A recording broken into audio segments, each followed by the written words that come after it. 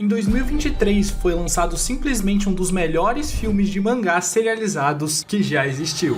Black Clover e a Espada do Rei Mago. Normalmente, filmes de anime serializados não são a melhor coisa do mundo, ou simplesmente parecem bem desconexos com a história original. No entanto, isso não acontece em A Espada do Rei Mago. Esse filme de Black Clover não é só um filme que expande o universo em troca de algumas ceninhas a mais. Ele realmente parece fazer parte do universo. E vocês vão entender o porquê disso por aqui. Um contexto rápido. Os eventos que acontecem no filme não fazem parte da cronologia principal. No entanto, todas as informações dadas sobre o filme são canônicas dentro da história, que nem nos filmes de One Piece. Então todos os personagens que aparecem por aqui existem dentro da história, apesar dos eventos do filme não serem considerados para a história principal. Sem mais enrolação, bora pro filme Black Clover, a Espada do Rei Mago. O filme começa no passado, com Conrad, o Rei Mago da época, enfrentando os Cavaleiros Mágicos. E para enfrentá-los ele estava usando um dos tesouros nacionais,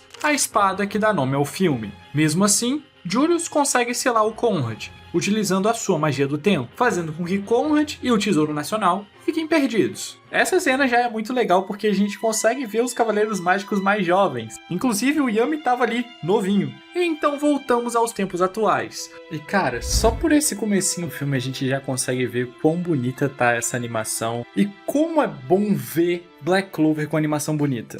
Enfim, todas as pessoas do reino de Clover estão se reunindo numa espécie de torneio cerimonial que acontece todo ano aparentemente e a gente nunca soube disso, para decidir quem é o cavaleiro mágico mais forte atualmente. O filme faz questão de mostrar todos os personagens que a gente já viu até então, o que é bem legal, até personagens menores como a Rebecca e o Fanzel estão aqui, inclusive a Fana que não é elfa. Enfim, quem viu Black Clover vai entender. E é claro, os touros negros estão na plateia. Quem vai se enfrentar nessa primeira luta do torneio são Yuno e Asta, que tá disfarçado aqui porque na ordem cronológica, esse filme se passa no momento em que ele tá em liberdade condicional por ter sido culpado pelos crimes cometidos pelo demônio Zagreed, já que ele é um hospedeiro do demônio. E assim, é muito legal como que esse filme faz questão de se encaixar na ordem cronológica, principalmente porque ele se passa no time skip de 6 meses antes do arco de Spades, ou seja, esse filme aqui se passa no meio do anime, antes do Asta ficar realmente bombado, como ele tá no filme. O princípio da luta do Yuno e do Asta é muito foda, e caralho, eles tinham que fazer a gente querer ver essa luta do Yuno e do Asta, né?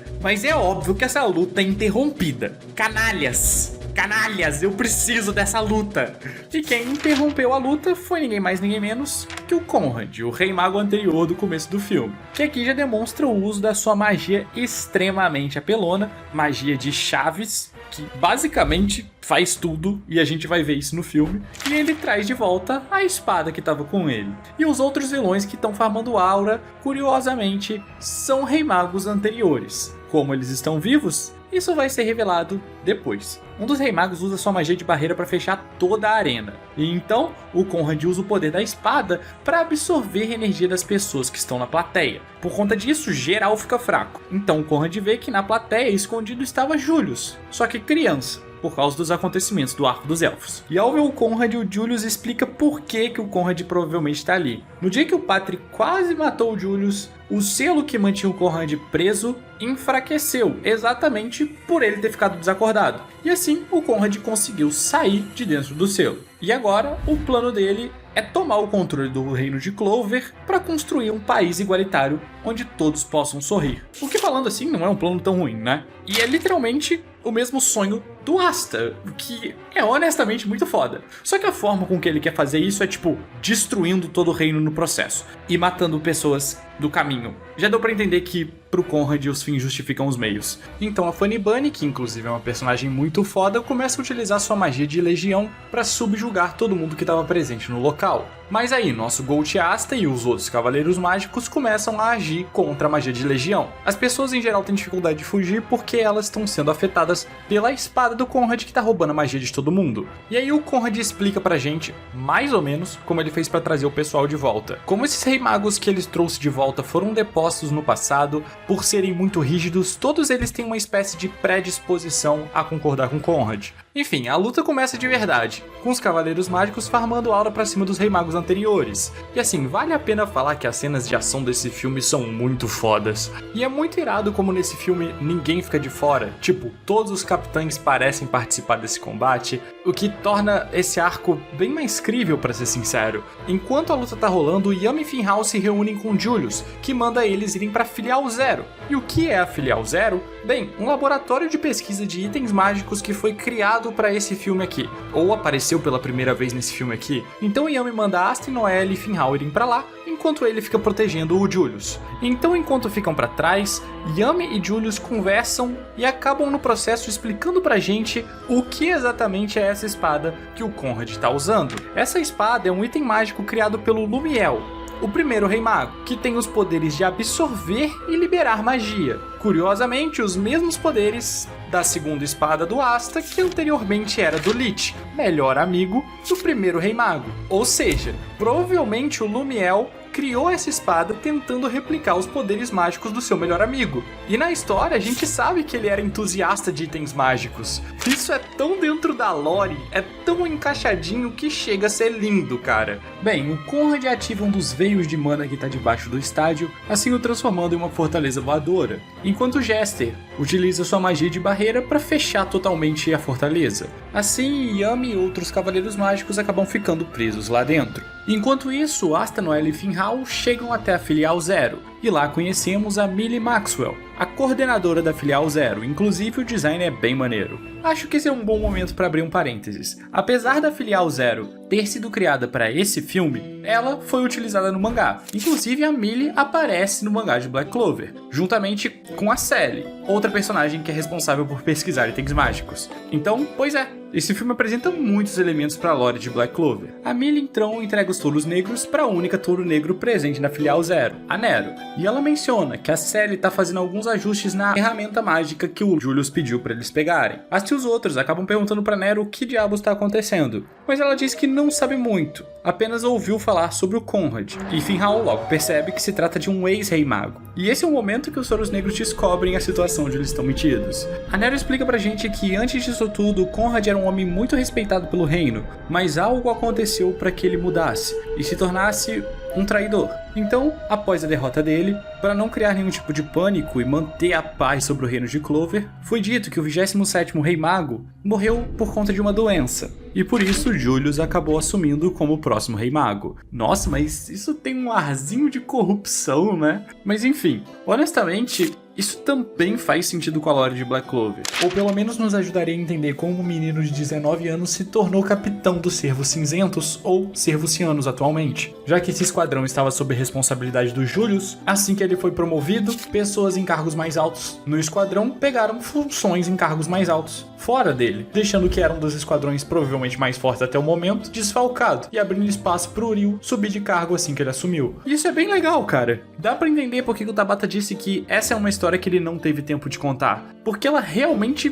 contribui muito para a lore de Black Clover. E a última coisa importante sobre esse diálogo com a Nero é a explicação de como a magia do Conrad funciona. A magia de chaves deles consegue abrir um espaço imaterial capaz de absorver qualquer coisa, até mesmo magias e itens mágicos. Bem, olhando para todos os poderes desse cara, que inclui roubar magias, reviver pessoas, e além disso, o fato dele ser um rei mago do mal me lembra algo que é spoiler. Então, se você não quiser spoiler, pula pra esse minuto aí. O Conrad é basicamente o Lucius. O Tabata provavelmente só reutilizou todo esse conceito do Conrad para criar o personagem vilão final da história, que também tem como objetivo criar uma sociedade igualitária, não importa o custo para isso, mesmo que tenha que manipular as pessoas. Além disso, ele também consegue roubar a magia das pessoas, só que matando elas no processo. E também é um rei mago do mal, capaz de reviver os mortos.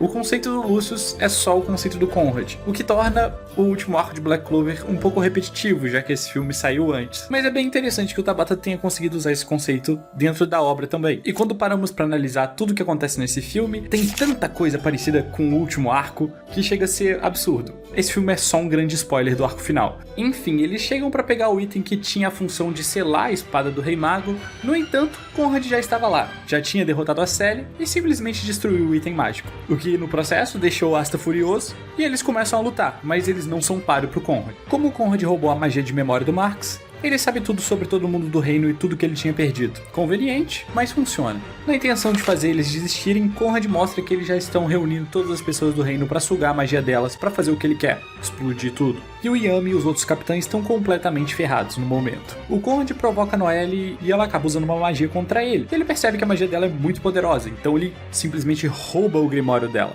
O que não só deixa a Noelle sem nenhum feitiço de água, só podendo usar o elemento básico da água mesmo, como também dá a ele acesso às magias da Noelle. Cara, essa magia é muito roubada. E isso acaba mexendo com Asta, obviamente. Não só porque a Noelle é amiga dele, mas também porque ele tirou dela uma coisa que ele não tem, magia. E aí começa uma luta muito foda entre o Conrad e o Asta, que simplesmente eu não vou parar pra analisar cada coisinha dessa luta aqui, porque senão esse vídeo vai ficar gigantesco. Mas porra, essa luta é muito pica. Toda a luta nesse filme é muito interessante e a forma com que as magias são utilizadas e interagem entre si é muito da hora. A todo momento o filme tá mostrando várias capacidadezinhas individuais de cada personagem. Dá pra gente fazer um vídeo só analisando as lutas desse filme, inclusive. Conrad diz que gostaria de roubar a antimagia do Asta. No entanto, ele tem medo de que isso afete a sua própria magia. Portanto, ele não o faz. O que faz sentido. De novo, conveniente, mas funciona. Como os sonhos do Conrad são os mesmos que do Asta, ele tenta o convencer de ir pro seu lado. Finalmente o filme explica pra gente como que o Conrad conseguiu reviver as pessoas. A espada que o Lumiel criou é capaz de armazenar um pedaço da alma daqueles que a usaram em algum momento. Portanto, utilizando a magia de chaves, Conrad trouxe esse pedaço da alma das pessoas de volta, trazendo os antigos rei magos que utilizaram a espada de volta à vida. Então o plano do Conrad é simples: matar todo mundo, armazenar as almas de todos que morreram dentro da espada e reviver só aqueles que ele quer. Simples e bem psicopata também. E na verdade, a discussão dos dois personagens, do Asta e do Conrad, é uma discussão bem interessante e bem embasada. Conrad diz que nessa sociedade, quem tem magia tem tudo, portanto é impossível mudá-la intrinsecamente. Não importa o que eles fizerem, a sociedade ainda vai estar pautada no que ela é atualmente. Por isso, pro Conrad, tudo tem que ser destruído para ser criado do zero. E bem, Asta diz que isso é obviamente loucura. A função de um rei mago é proteger as pessoas, não tirar a liberdade delas, não controlá-las, mas mantê-las vivas. E isso é o oposto do que ele quer ser, mesmo que seja exatamente o que ele quer criar, um mundo igualitário. Não é desse jeito que o Asta quer chegar nessa solução.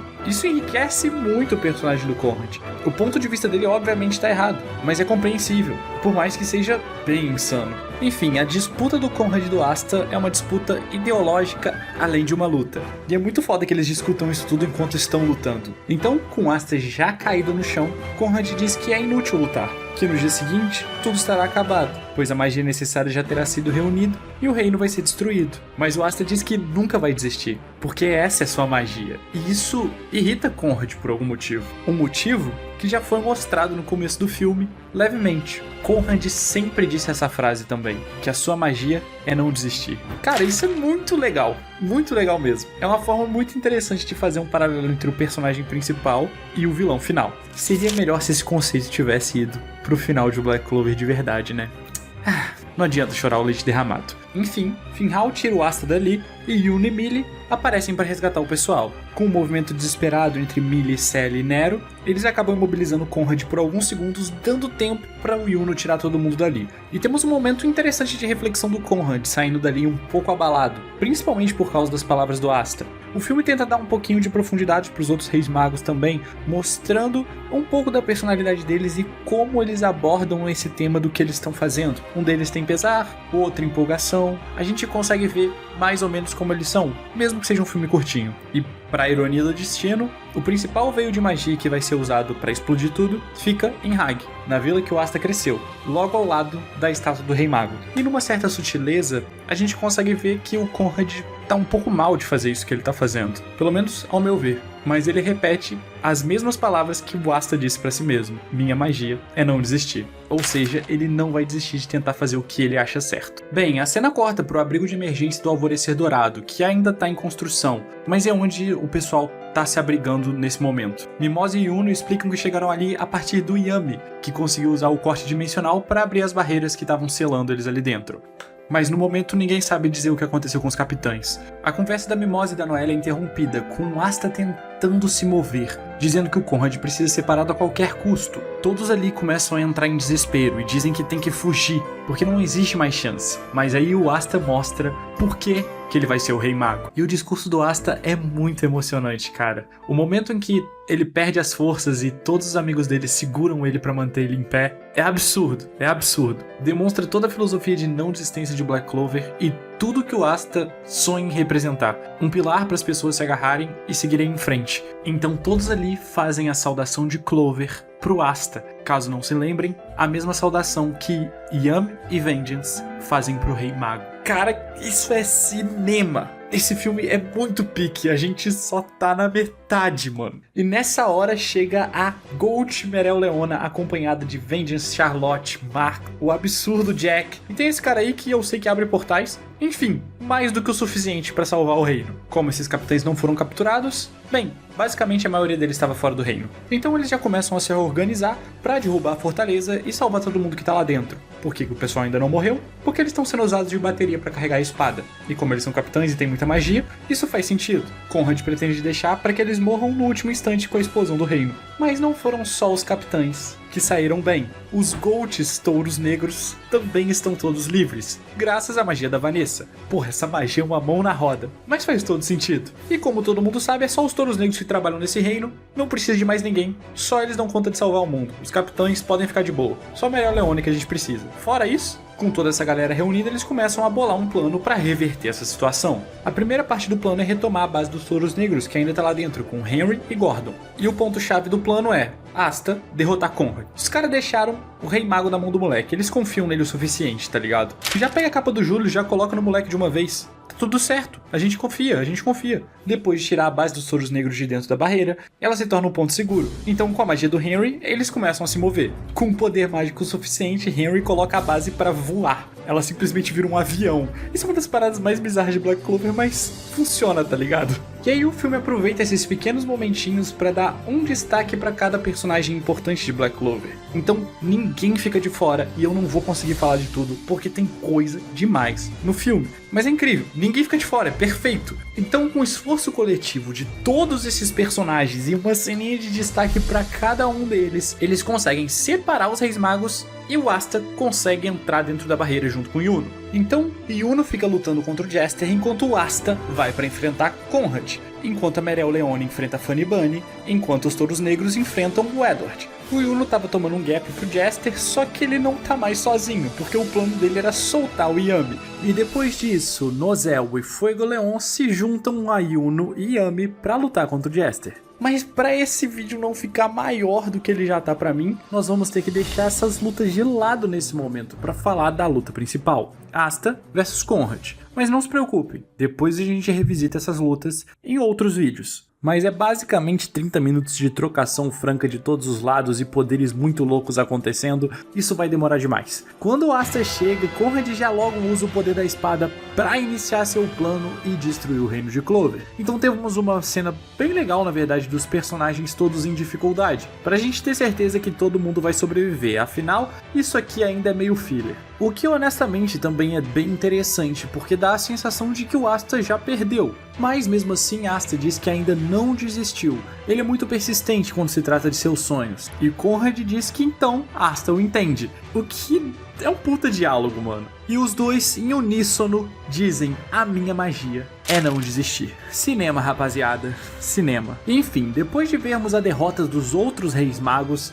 a cena volta pra Asta e Conrad, e o Asta tá se ferrando, com Conrad usando todas as magias que ele tem acesso de uma vez na direção do Asta, enquanto ele tenta convencer o Asta de se juntar ao plano maluco dele. E enquanto eles lutam, aos poucos, essa luta também se torna uma batalha ideológica. Os dois começam a discutir os seus pontos de vista, e acabamos descobrindo um pouco mais sobre o Conrad. Ambos se transformam, o Asta na sua forma demoníaca de um jeito muito estiloso, e o Conrad com todas as magias que ele já roubou se torna essa coisa horrorosa aí. Que design feio, cara. Inclusive tem um foreshadow aqui do Lieb começando a pegar o braço do Asta pra si. E a transformação do Asta em geral é sensacional, com direito a uma trilha sonora insana, nível Haruka Mirai, e com um narrador falando que na quinta folha vive um demônio. Pique Clover, né galera? Pique Clover, muito foda. Com uma coreografia de luta insana, Conrad traz o seu ponto para a discussão do Asta, que inclusive é um ponto bem interessante. Mesmo que Asta já tenha conseguido fazer uma pequena mudança em sua comunidade, isso não significa que o mundo inteiro vai mudar. Conrad pensa isso exatamente por já ter se tornado Rei Mago e ter tentado mudar as pessoas. E nesse mundo com julgamentos e preconceitos, ele acabou perdendo aqueles que ele amava, e então ele também perdeu as esperanças. E Asta responde de uma forma muito interessante. Asta não fala sobre esperar que o mundo mude, mas sim trazer a mudança para o mundo. Cara, essa discussão, todas essas frases são muito cinema, tá? São muito cinema. Esse filme exalta toda a batalha de classes sociais que Black Clover sempre ressalta, e aqui no filme fica bem explícito. É muito legal de assistir, definitivamente é muito maneiro. As palavras de Asta atingem Conrad e da mesma forma os seus golpes também atingem. Asta consegue usar sua espada para atingir o grimório dele, o que faz a Noelle ter o grimório dela de volta, mas essa parte da luta vai ficar para outro vídeo. E Asta consegue atingir Conrad com uma espécie de golpe final. E consequentemente, a magia que o Conrad tinha iniciado na espada também é cancelada. Os Rei Magos anteriores desaparecem e parece que o Asta venceu. Porém, Conrad levanta dizendo, ainda não. Então, Conrad ativa um feitiço proibido em troca de sua própria vida. Basicamente, ele abre um portão gigante e cai um meteoro na Terra. Ele quer destruir todo o reino de Clover de um jeito ou de outro, mesmo que ele não esteja vivo para liderar esse novo reino. Então, quando o Asta tá no chão e tudo parece perdido, começa a tocar Haruka Mirai de verdade. E o Asta grita que, aqui e agora, vai superar os seus limites. E então, Yami chega com Julius, que está segurando a espada que o Conrad estava usando todo esse tempo, e entrega ela pro Asta. Então, o Asta começa a fazer Genkidama. Mais ou menos. Como a gente tinha visto antes, a espada tem poder de reunir magia. Então todos os amigos do Asta, todo mundo, todos os cavaleiros mágicos começam a passar a magia pra ele através da magia de portais. E assim a gente tem um dos momentos mais fanservice da obra toda. O Asta desperta uma segunda asa de magia e voa em direção ao Conrad. Mas isso também se conecta com a mensagem que Asta estava tentando passar para Conrad. Em grupo, todos do reino estão tentando trazer a mudança. Então Asta começa a usar sua espada para anular essa magia gigantesca que Conrad fez. E os dois continuam discutindo sobre o que o Conrad está fazendo. Conrad diz que tem que salvar todos. E Asta diz a que todos ele se refere. Nesse momento temos uma cena simbólica muito interessante. O cordão que Conrad carregava consigo e olhava o filme inteiro se arrebenta. E conseguimos ver a foto de um esquadrão. O esquadrão que o Conrad perdeu. Nesse momento que o cordão do Conrad arrebenta, na minha interpretação, ele mesmo se sentiu abandonado pelo esquadrão. Num sentido de que aquelas pessoas, as quais no fim ele estava tentando vingar, e estava tentando fazer justiça por elas, o abandonaram, não concordaram com ele